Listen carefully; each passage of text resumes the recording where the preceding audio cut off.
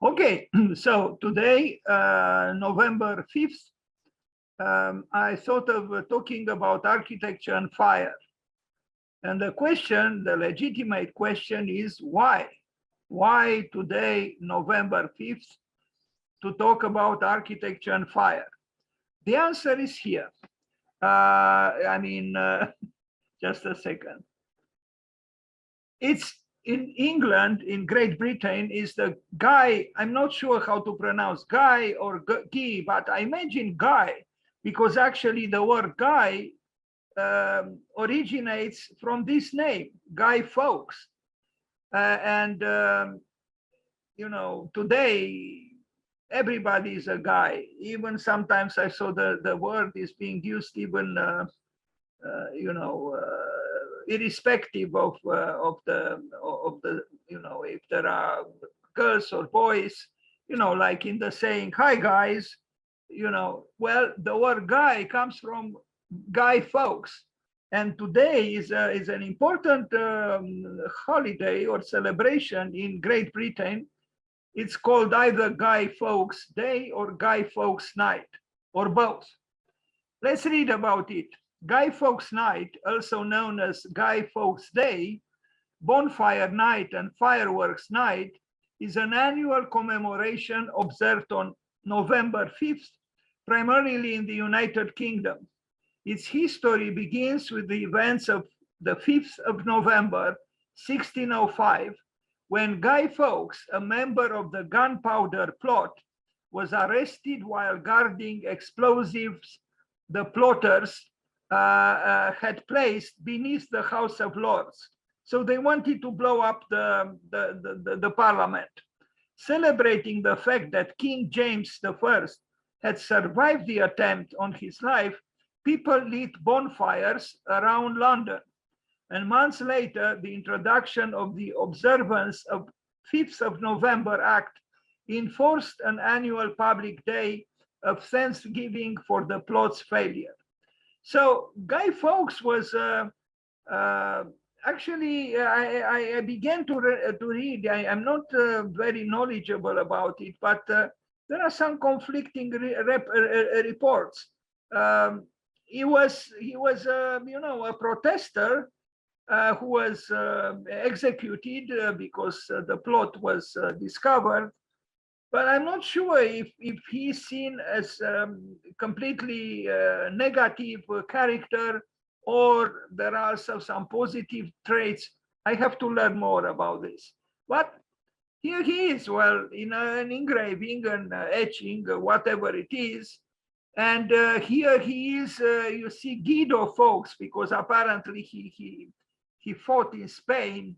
And here are the plotters, those who plotted to blow up the parliament and to kill the king. And apparently, yes, well, this is in Spanish, Guido, but in English is Guy or Guy.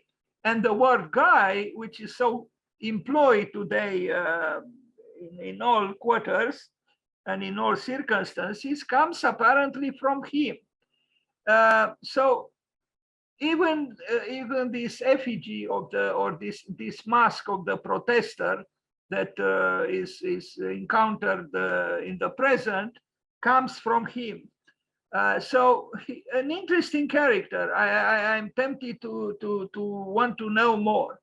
But because on this night, the Guy Fawkes night, the celebrations you know, are done with fires and bonfires, I thought, by the way of it, to talk about architecture and fire.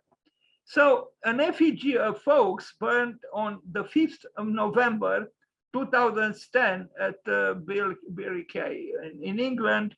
This was 11 years ago. You see, this is the effigy, you know, representation of this strange character and fire. Apparently, Guy, the word Guy, means kind of like a worthless creature. I'm still a little bit confused if this name evokes only negative traits or also positive or only positive. festivities in Windsor Castle by this person from 1776. Again, you see fire here. Fire because, you know, the plot was to be enacted with, you know, with gunpowder, and you know, it didn't happen, but somehow it remained in the collective consciousness as some kind of, you know, fire event. Spectators gather around a bonfire at Himley Hall near Dudley, wherever this is, on the 6th of November, although this special day is actually the 5th of November. This happened in 2010. So again, by the way of this, truly as a pretext and nothing more, I thought of talking about architecture and fire. First, let's start with Gottfried Semper, because I think this is very important, truly very important. This very important German architect of the 19th century and theoretician, he identified, this was the man, he identified the beginning of architecture with, he told a story that the first house ever built came into being in this way. Some hunters and fishermen returned from work in the evening, and they gathered around the fire. And they didn't yet have a home, but they thought, I mean, they understood the ultimate importance of fire.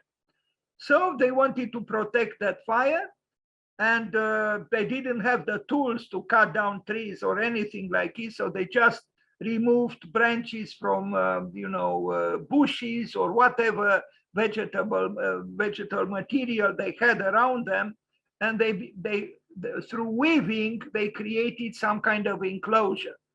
And then they understood they have to elevate fire from the earth to protect it from floods, from animals. So they created a platform, and then they ended the, you know, this process of initiating the building of the first house by making the roof. So he thought that there are 4 elements, primordial elements of the first house. The first one, the hearth, where the fire was, vatra in Romanian. Then the enclosure, which was done through textile work, so to speak, because it was woven with vegetal material that they found around them.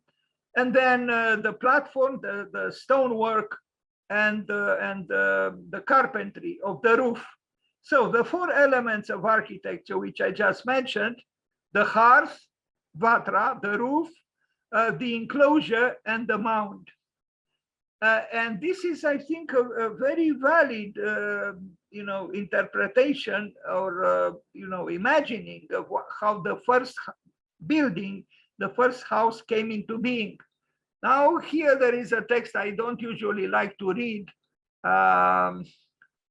but, you know, I'll just read some fragments from this page. The origins of each element of the 4 can be found in the traditional crafts of so-called Asian barbarians.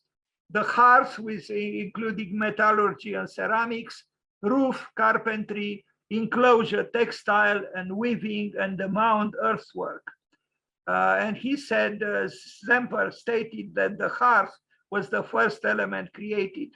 The first sign of settlement and rest after the hunt, the battle, and wandering in the desert is today, as when the first man lost paradise, the setting up of the fireplace and the lighting of the reviving, warming, and food preparing flame. Around the hearth, the first groups formed. Around the hearth, the first groups assembled. Around it, the first alliances formed. Around it, the first rude religious concepts were put into the customs of a cult. And Semper continues, throughout all phases of society, the hearth formed the sacred focus around which took order and shape. It is the first and most important element of architecture. Around it were grouped the other 3 elements, the roof, the enclosure, and the mound, the protecting negations or defenders of the hearth's flame against three hostile elements of nature. Okay, and here you see the primeval hut with the hearth and the enclosure, which was woven, and the mound, you know, elevating a little bit the hut from the earth, and the roof, the four elements. And here they are again, the four elements of the primeval hut. The origins of each element can be found in the traditional crafts of ancient society. The hearth, fire, ceramics; roof, carpentry; enclosure, weaving; and the mound, stone masonry. Okay, this is a house by Frank Lloyd Wright, which was burned down by fire. Strangely, Frank Lloyd Wright had extreme reverence for fire. All his homes, all his houses had at the center fire. But strangely, the gods of fire punished him twice severely. In the first case, in a terrible fire that destroyed some of his house in Wisconsin. He also lost the woman he loved and her children, her sons. And in the second, he lost an important collection of Japanese woodcuts. This is the man, this is Frank Lloyd Wright with a fiery scarf, so to speak, in old age, but still cocky and dandy-like, very well dressed in the desert. Another picture of the important, of the great architect. And yeah, we'll come back to Frank Lloyd Wright and his fireplaces. Here is another house by Frank Lloyd Wright, which was destroyed by fire. And again, he loved, he had the utmost respect and love, yes, for fire. And you know, strangely, fire acted out, and he was, as I said, the victim of two two tragic events provoked by fire.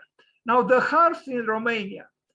I think there are beautiful examples of vetre, of hearths in the folk architecture, and I imagine it's possible perhaps to bring them back in contemporary architecture in some form. The hearth was indeed the center of the house. You know, look there, it was table, it was a cooking place. It was truly the center of the house. That's where, you know, here you have the husband and the wife, you know, gathered around the hearth, which was even sculpturally very interesting and engaging and complex. So, you know, the hearth means fire. It's as simple as this. Without the hearth, and without the fire, you wouldn't have maybe even a family. And certainly you would not have a house or a home.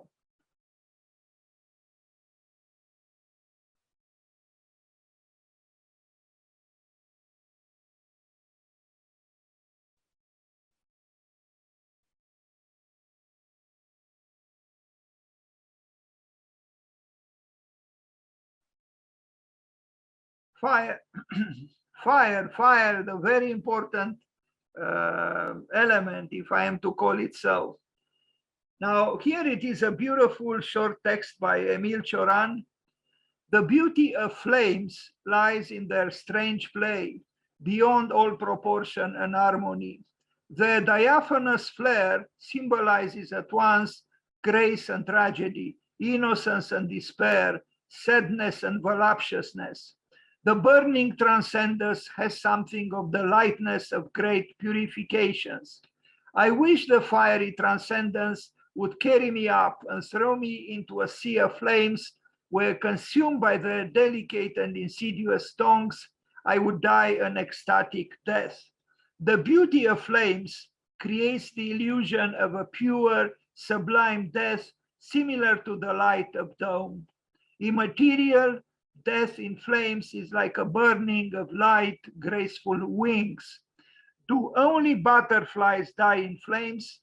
What about those devoured by the flames within themselves? It's truly a very beautiful short text by Cioran. And indeed, when we talk about fire, we also talk about the inner fire, the flames within ourselves that Cioran refers to. This is a project I showed it. I don't want to repeat myself, that I did kind of inspired by, in a way, by fire, for a Times Tower in New York City, which I imagine to be red, of course, because it was also the South, and it symbolized the sun, the king, sulfur, and fire. And because it was a symmetrical situation on the site plan, well, in New York City, you have 42nd Street and you have 48th Street, and between them, exactly at 45th Street, New Yorkers call it the crossroads of the world. So you see, the site plan is almost like an hourglass, a long, elongated hourglass.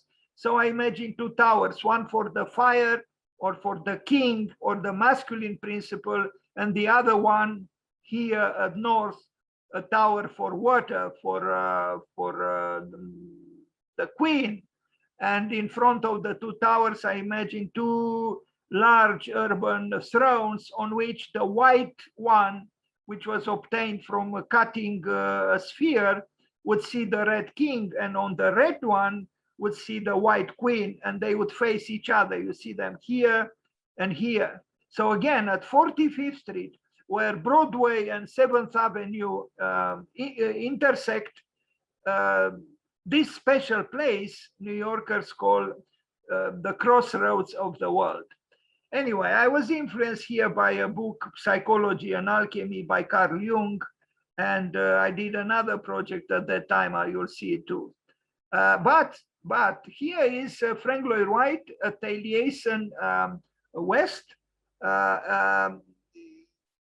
It's very strange, because what I see here is very similar to something that I did in the next project that I'm going to show, where again I played with two opposites, the masculine principle and the feminine principle, fire and water, king and queen, sulfur and mercury, and so on. It's really amazing. I mean, it's a coincidence, but I worked for a competition, and I created a plan which is almost identical with this. But I didn't know of this. This I discovered many years later. He actually himself, you see here incised in the stone, something by the Native American Indians, which was, this stone is on the site of Taliesin West, Frank Lloyd Wright's residence. You know, maybe it's some kind of a universal motif, or I don't know how to call it. And this was the project I did then. Unfortunately, it's a little bit difficult to read because I made it kind of complicated. But you can see here, where is the ceiling plan, that it's almost identical with the logo of Taliesin West, of Frank Lloyd Wright. And here I imagined, the red force, fire, would enter through here, and the white force, or the queen, the feminine side, would enter through here. So they would circle each other and meet in the center, where there is a throne, a chair. I call it a ceremonial chairs for two people. Or as you can see from this sketch, well, the resolution is not great, but you can still see the hermaphrodite, the being with the sun on the left and the moon on the right. So it was an attempt like to unite sun and moon, sulfur and mercury, king and queen, fire and water, and so on. Anyway, it was again about a quest for wholeness. This was another project I did, and I was helped by an Egyptian architect who is now in the United States. She did the modeling with Maya. And we put here the text by Choran that I just read. This was done exactly for a bonfire, for a celebration. I think it was in Scotland or Iceland. And you see, we inspired ourselves from a temple in Iran, and try to create this thing that would, when the celebration was to take place,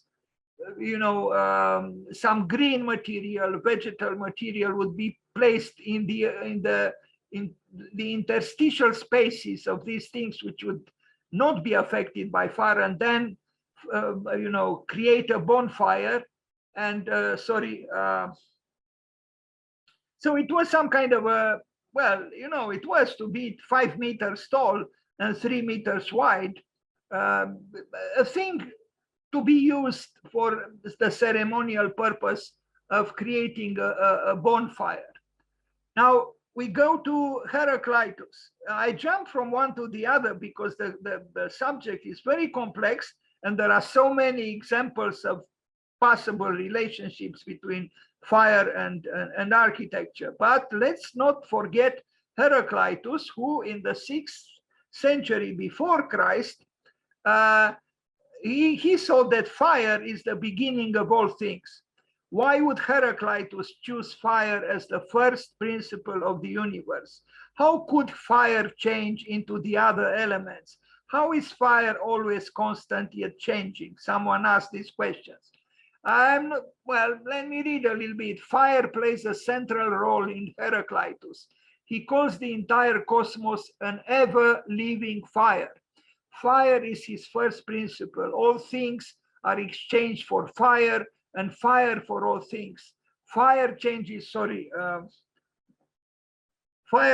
into various other elements in a cosmic cycle, although the details of this cycle are unclear. Heraclitus equates fire and God, or Zeus, as the divine ruling order by referring to the thunderbolt that stirs all things. So why did Heraclitus place such an emphasis on? The English is not good. Anyway, should I read this? Let me read it now that I started. It seems unlikely that fire played any physical role that made it more appealing as a first principle than water or air, chosen by earlier pre-Socratics. Heraclitus was a pre-Socratic philosopher himself. In many of the fragments, most notably and cryptically B65, this is, I guess, his oeuvre, part of his opus, Heraclitus assigns contradictory properties to fire. This could point to some form of the harmony of opposites being his motivation. I think that fire played an illustrative role, whoever wrote this. Heraclitus used many analogies and word pictures to explain his views. Fire may have been for him a perfect example of his whole theory. A fire is constantly changing as it rises up to the heavens. The flame blazes up, and never at any moment does it seem constant. And yet we call it the same fire. In fact, if the fire stopped changing in this way, it would die down and stop existing altogether. It is dependent on its change for its existence. So the universe, which is the same for all, has not been made by any god or man. That's what Heraclitus thought. But it always has been, is, and will be an ever-living fire, kindling itself by regular measures and going out by regular measures. Okay, fire, which is which guarantees life, but it's also fire which destroys. And in between the two sides of fire takes place what we call life. The cosmos was not made by gods, but always was and is eternal fire. That's what Heraclitus said. Okay, Le Corbusier. Le Corbusier didn't, as far as I know, address fire except through, except obliquely, through his obsession with the sun, and the sun represents fire. It's fire. It's energy. It's warmth. And you see, in the sketches of Le Corbusier, there is always, or very frequently, a sun on the sky. Again, here, the sun, which can very well be associated with fire. Again, the sun and the moon here at Chandigarh, dans le palais de l'Assemblée, possibilité de fête cosmique, la lune, le soleil. In the palace of the parliament at Chandigarh, the possibility of cosmic events, the moon and the sun. Here again, the solstice, the summer solstice, and the winter solstice, which we are approaching now very, very quickly. In December it will be. So always Le Corbusier is concerned, very concerned with the sun. Again, here the sun, you know, which in the morning goes up, and then in the evening goes down, and then a new morning will come when the sun again comes upwards. Le soleil se lève, the sun gets up, and then the sun gets up again. Le soleil se lève à nouveau. La journée solaire, the solar day of 24 hours. Rhythm, activity of people, of humans. So yeah, Le Corbusier was continuously concerned with the sun, but the sun brings warmth, brings life, just like the fire. So between the sun and the fire, there is you know, they are you know, they represent almost the same principle, and thus you cannot truly separate them. They are correlative, the sun and the fire. Here you see a sketch by Le Corbusier with the sun and you know, the moon. If strangely he represented the moon rather, you know, ferocious, but it was really about duality and about the conjunction of the opposites. And of course, l'unité d'habitation in Marseille, where he used the Brise Soleil to defend the apartments from you know, problematic light. Anyway, now Chambord in France, a great chateau which has on the roof unbelievable chimneys. Look at them. They are glorious. They are celebrations of fire. But you know, in terms of beauty, and they are not small. I mean, look at the size of a human being. This is an incredible architectural achievement on top of the chateau, built by François Ier, a great French king. So, you know, in the name of fire, there was a lot of creativity coming from architects, and not only from architects, but now we talk about architecture, and we talk about architecture and fire. These chimneys are great. I had been there on the roof of Chateau of Chambord, and I can tell you, it's unbelievable. It's a surreal landscape.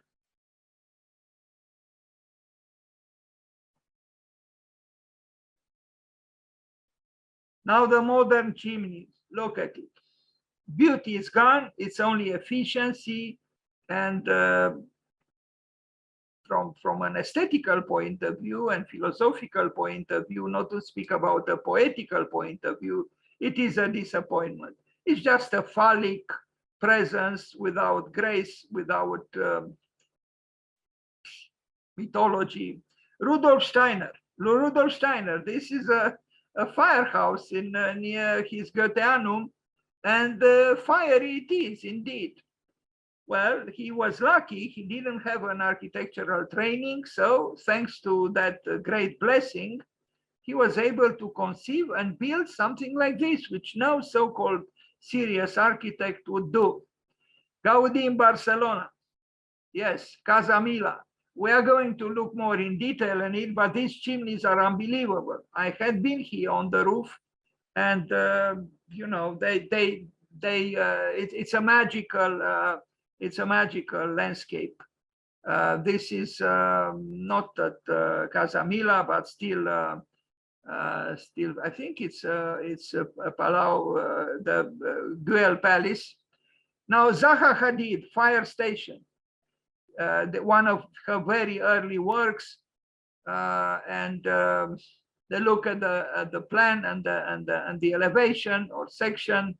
It's about the outgoingness, if I am to use this word, if there is such a word, a fire. It's a fireplace, so it represents energy, and it represents also threat. You know, being a fire station, I guess the symbolic choice of aesthetical expression is appropriate. Now, red buildings, some red buildings. This this is a red building which actually was built by Coca-Cola, and you know, Coca-Cola, you know, associates itself with redness, but not in that superior sense Heraclitus talked or thought about fire. Anyway, it's commerce. This is a building. So I only show some red buildings because redness is indeed associated with fire, and this was in a park built in China, where several architects were invited to build, you know, architectural structures, and here they are. I mean, this is one of them, built by a Mexican architect, I think. Another red building, I don't know who built it. This is Bernard Tschumi at Parc La Villette. Red also has political connotations. You know, it's about the left, and it's about revolution. It's about change. It's about protesting also. Guy Fawkes was executed because he planned a big explosion to eliminate the parliament and the king. Red again. Bernard Tschumi, Architecture Concepts. Red is not a color. It's written on the very cover of the book. Again, Bernard Tschumi at Parc La Villette. Red structures. This is not by Bernard Tschumi. I don't know who built this, but it's red indeed. And this is red also, but I don't know where I took this image from. Anyway. Ricardo Bofill near Barcelona, this important complex of apartment buildings, labyrinthical as they are, but the redness is also present here. The same building by Ricardo Bofill and Taller de Arquitectura, the same. This is Legorreta, I think, the Mexican architect.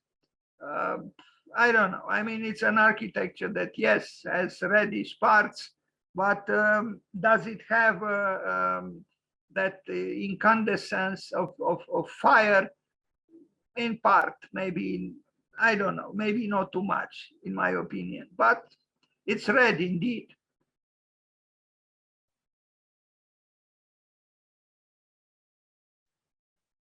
I don't know if this was not proposed also by him. Here we have the green and the red, two opposing colors on the wheel of colors, but the building, as it was envisioned, rather commercial, in my opinion. Anyway, it was built, red itself. And I see here also, you know, firemen. I don't know if this building is serving some function for the firemen or not. Romeo and Juliet, Frank Lloyd Wright. Here we don't have redness, but we have the fire of love and passion and physical attraction. It's actually a water tower, not a fire tower, but look at the plan. It's about love. That's why he called it Romeo and Juliet. And here it is, an early work by Frank Lloyd Wright in Wisconsin. So there are many meanings to be associated with fire. Romantic passion is also to be mentioned, and also physical passion. And you know, it has many meanings which should be acknowledged. Fire temples in Iran. Iran had, because of its Zoroastrian spirituality, a great reverence for fire. And they built many temples, fire temples, and we are going to see some of them.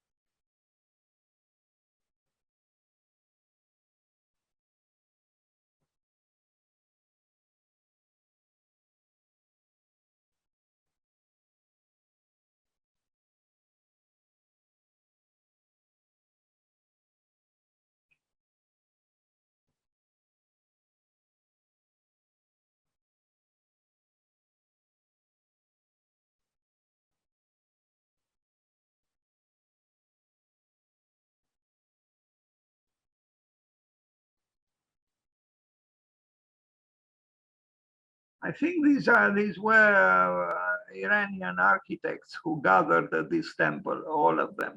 Anyway, great structures, and in positioned accordingly on top of hills and mountains. Yes, fire temples.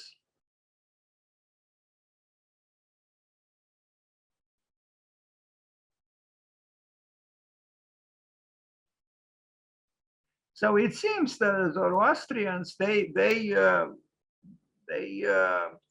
would have agreed with Gottfried Zemper that indeed fire is the most important element, and it has to be protected. And more than protected, it has to be revered.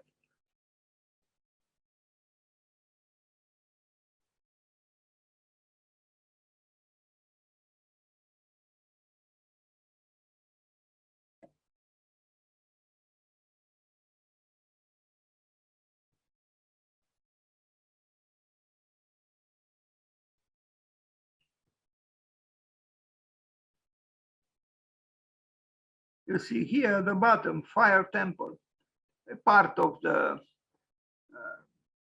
constellation of many fire temples that exist in Iran.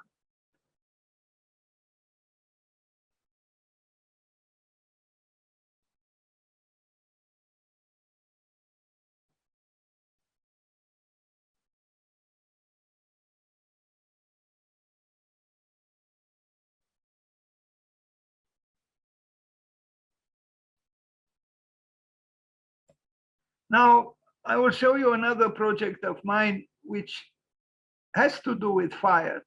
I didn't send it, but I did some work on it for the Memorial Gardens at the World Trade Center in New York.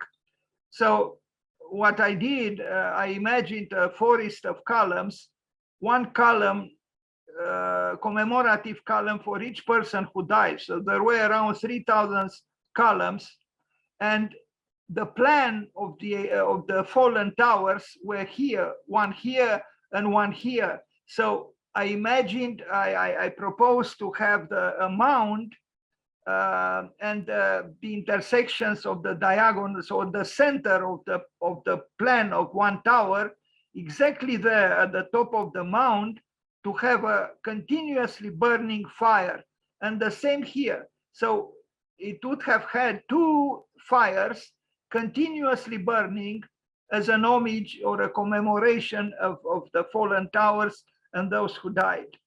Well, the person who helped me with the rendering didn't quite know how to, to render the fire, but you kind of understand the idea. It's a forest, as I call it, of black basalt columns, in each one of them to be inscribed a short narrative about the life of the person who died, and then the center of the plan of one of the towers had to have this continuously burning fire.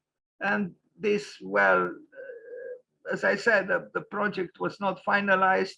This column should have emerged from the grass or from the earth without any base, but he had to leave, so he left me with the work unfinished.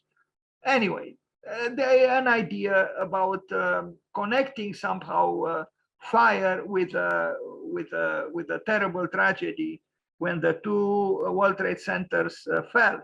Now, Baku in Azerbaijan, these are flame-like skyscrapers or towers built in Baku, well, that they mimic the flame in terms of shape, but anyway, maybe at night they could evoke to an extent fire, because they are flame-like. The shape approximates, that of flames. This is in Baku in Azerbaijan. And also in Baku is the well-known building by Zaha Hadid, which is this one, the Heydar Aliyev Cultural Center in Baku, which is white. But to an extent, you could say that maybe some kind of a white fire. It's more fluid. It's not really fire, but anyway, she built it.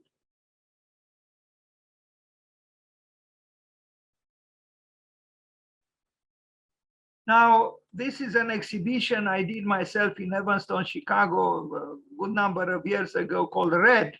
It was, the opening was when the summer solstice happened. And I invited both local artists and architects from overseas, and they sent some work. So it was all about redness, the redness of the beginning of summer, the summer solstice. And it was inside my gallery, which was also my studio. And you see some pictures of, that I attached to the wall.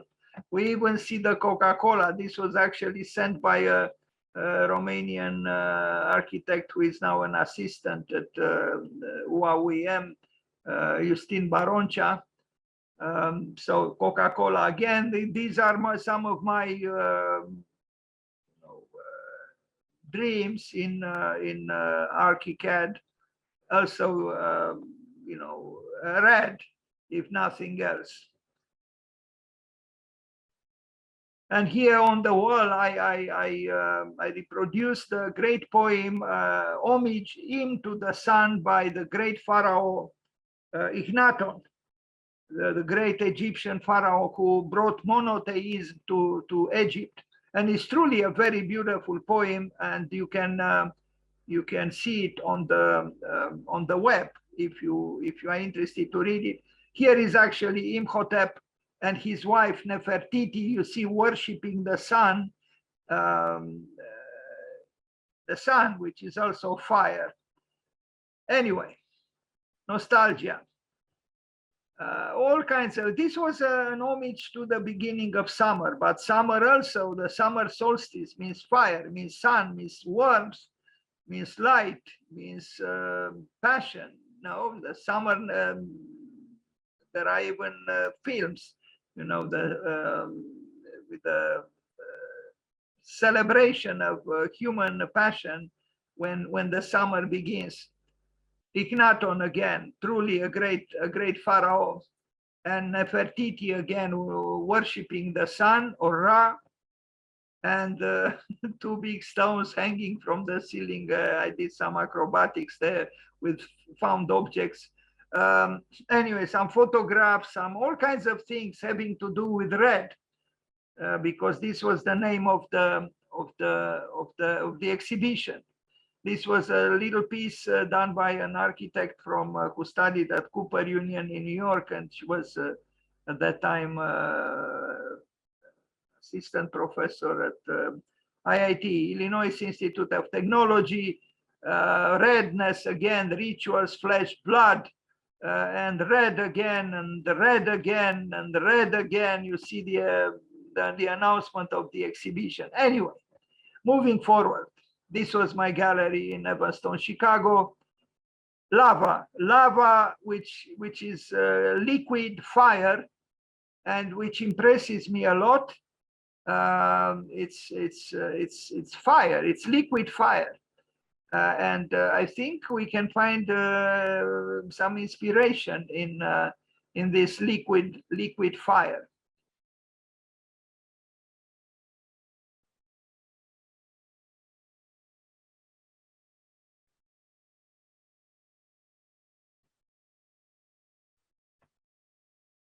Now, the House of Crimson. Crimson is the color of Harvard University. And I wanted to launch a competition, the House of Crimson. This is crimson. And to me, it's a very sensual color. So I rewrote this text. Crimson is the color of blood.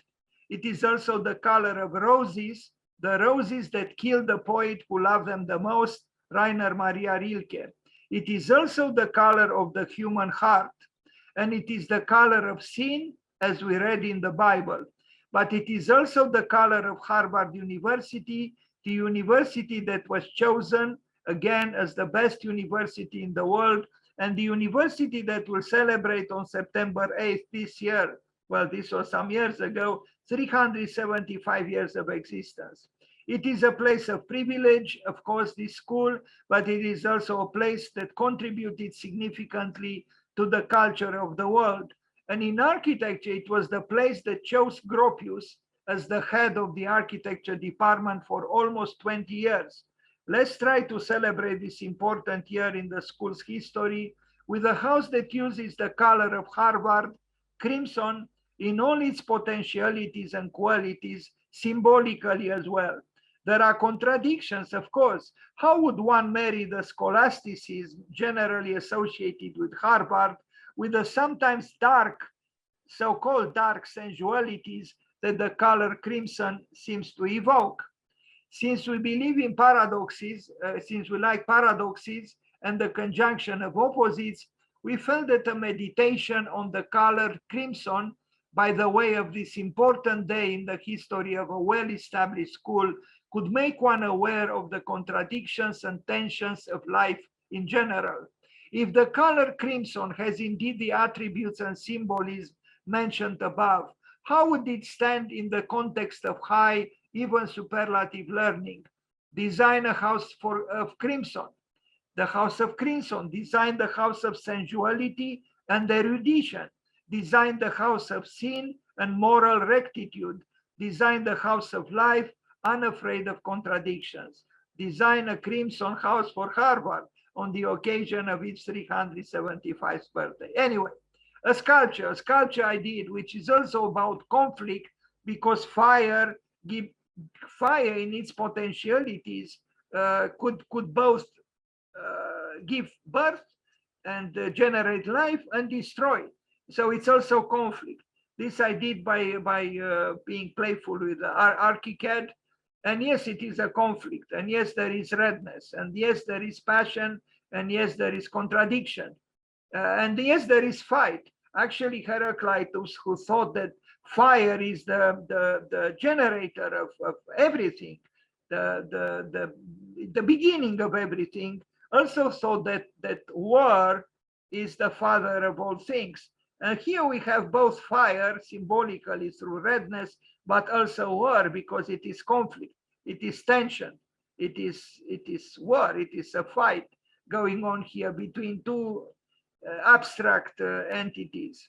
A burned building, this also preoccupied me. So it would be like ashes, a building that became ashes. Well, it's not a building in the conventional sense, but it could be built. It could be built exactly as it is, as a deteriorated structure that became, if we have to call them so, architectural ashes. A red building also done in the same way in the same period of time, also representing, the coagulation of a structure that in the end self-destroyed itself somehow. So it is. I try to evoke the doubleness of fire. Building and also destroying at the same time.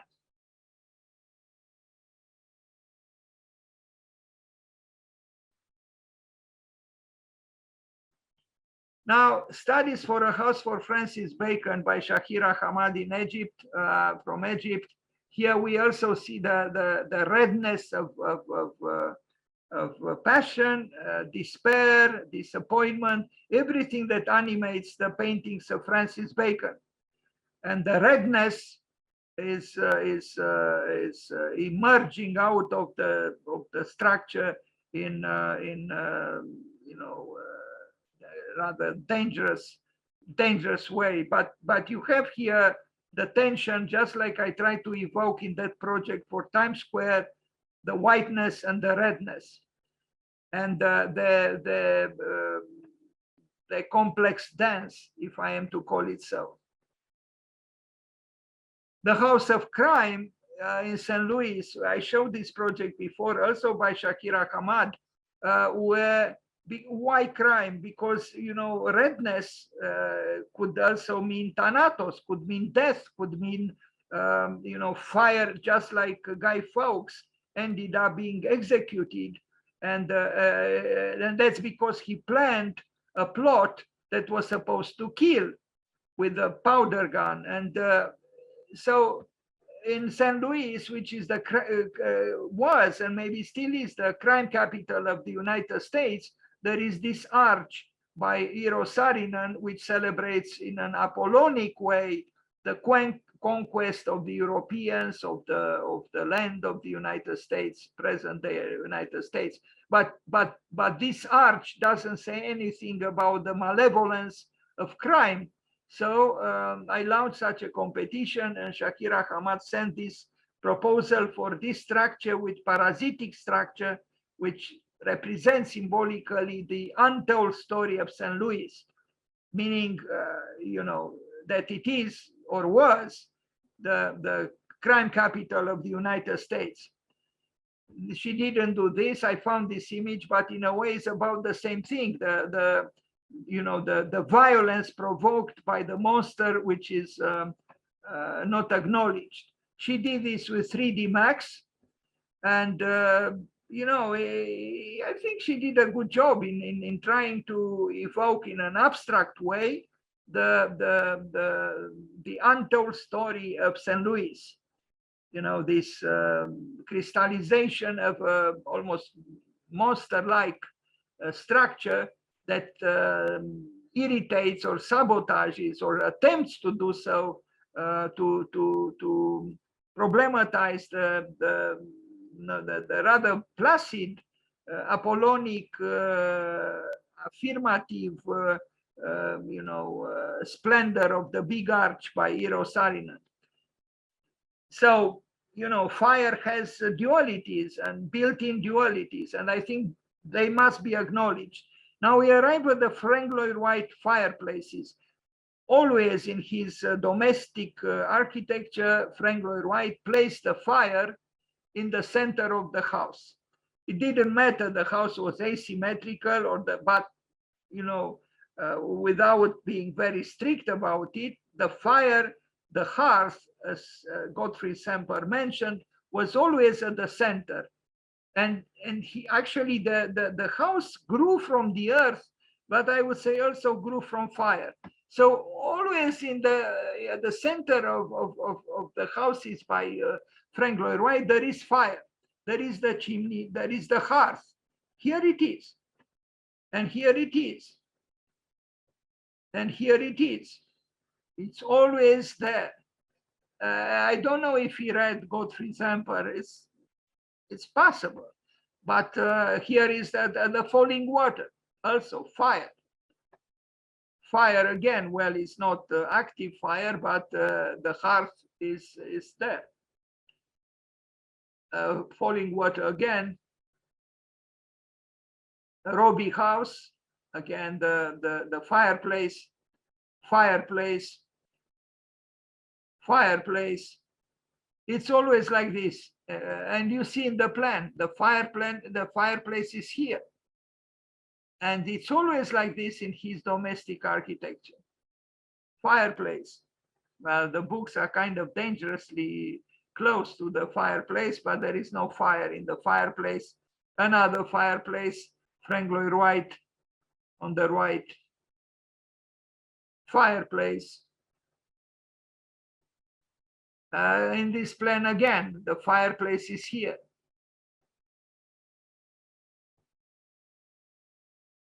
As it is here.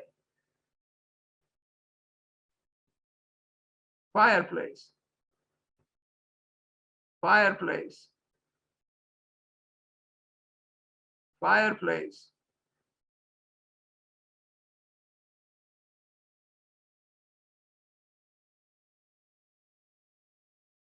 So we can see clearly that for Frank Lloyd Wright, indeed, the hearth and the fireplace were, you know, generative forces. The house grew from it. Yes, he said that his houses grew from the earth, but they also grew from fire. Now, Antoni Gaudi, Casa Mila in Barcelona, which you know, and these chimneys are incredible. You know, they are great sculptural works, and they truly celebrate fire in a aesthetically engaging way. We don't do things like this any longer. We don't even think of the mythical power of fire. We are just functionalists, you know, bored by our own work, actually. You know, what architect today thinks of fire in this way? I don't know of any, actually. So we can learn something from Antoni Gaudi, and these are, you know, these silhouettes, you know, sculptural as they are, they create a surreal, just as at Chambord we saw those great chimneys. Here we have an example closer to us in time, where a great architect understood that you know, a chimney should not be just an utilitarian, you know, little necessity, but there is much more to it. He was helped here also by Jujol, the great architect who was a collaborator of Antoni Gaudi. But they are quite large. You see the silhouette of the human being.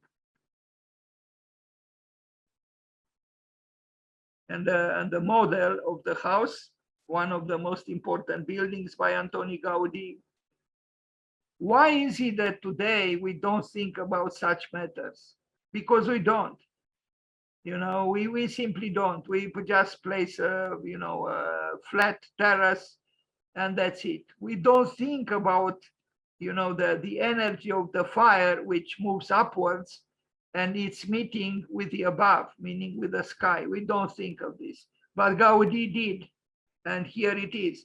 And you have here great gatherings. Well, not now with the pandemic, but you know, theater spectacles, concerts, and everything around these magnificent chimneys at Villa or, you know, Casa Mila.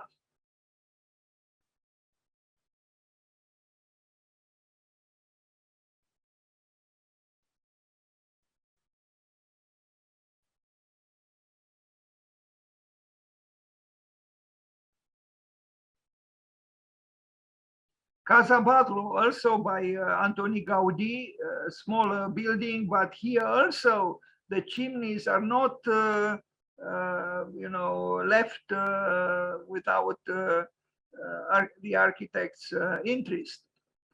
And there are interesting works here. And you see here at the top, the building culminates in a significant way and in an aesthetically engaging way. Again and again, are we doing something like this today? Not very often, as far as I know. There is so much creativity here, you know, and I'm sure it was very rewarding for the architects to work in this way.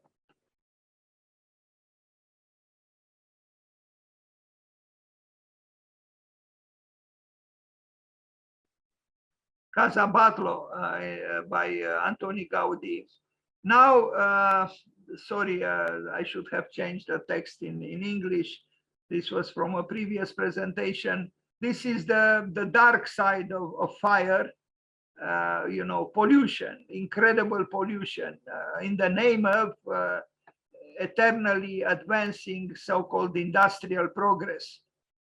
Sad, but things changed since that time. Now there is an awareness and such things do not happen any longer, or at least not with the same devastating intensity. This is also fire. Now altars, I'm approaching the end of this presentation. Altars also are you know, they came into being because of fire. And here you have the Pergamon altar, the huge work which is displayed now in Berlin at the Pergamon Museum, but it originated in I think the 2nd century before Christ in Greece. And here you see a mythical hero offering, you know, sacrificial offering, or maybe not sacrificial, to the altar. The altar, which also is present in the Christian religion, and where is the altar? At east. Why? Because light, meaning the sunlight, comes from the east. And that's why the altar is at east, and you enter the cathedral from the west. This is, I don't know any longer where it is from, but it's a small alcove, like an altar in a Christian setting, a church or a cathedral. Here we are at St. Peter, you know, with the great baldachin by Bernini, and you see the sunlight. The sunlight is the cosmic fire, and so there is a connection actually between the you know, the great founders of religions, between the meanings of religion, between and light and fire. They are connected explicitly or implicitly. Another altar in a different you know, expression, so to speak. And now I end with a few images of fire from there is a holiday in Romania that takes place in some villages. I forgot how it is called, where the fire is you know, present at night in some kind of ceremonies.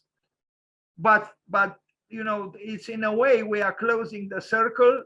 We start. Se cheamă Focul lui Sumendru și este undeva, a fost acum o săptămână jumate, cam așa.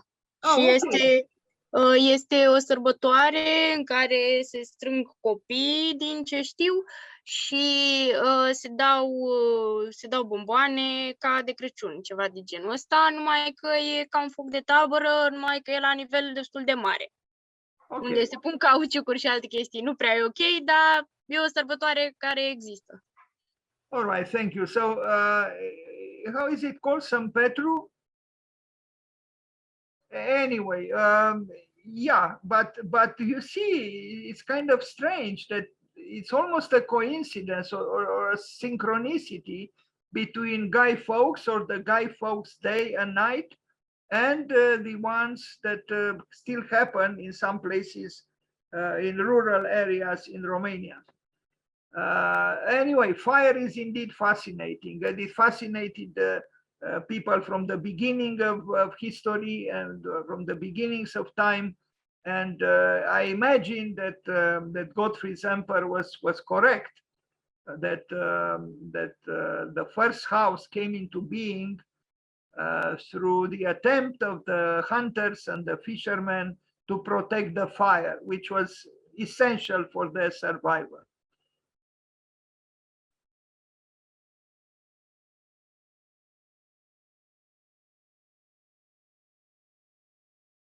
And again, the relationship between fire and the sun, and you have at Stonehenge the great celebrations in which the fire of the sunlight is you know, at particular times during the year is making this you know, gathering of many people to kind of connect with the cosmos, with the sun, with the light, and with the fire of the sun, you know, and these things are important. But modern life, unfortunately, provoked a divorce between us and the elemental forces of the cosmos. Anyway, the sun exists, the sun is, if I am to paraphrase Louis Kahn, who asked himself, what is order? And he said, order is. Well, we could ask the same way. What is the sun? Really? The sun is. And we can ask the same, what is actually fire? And we could say, fire is. And here is Nefertiti worshipping Ra, meaning the sun, meaning the fire of the sun, the great wife of the great Pharaoh Akhenaton.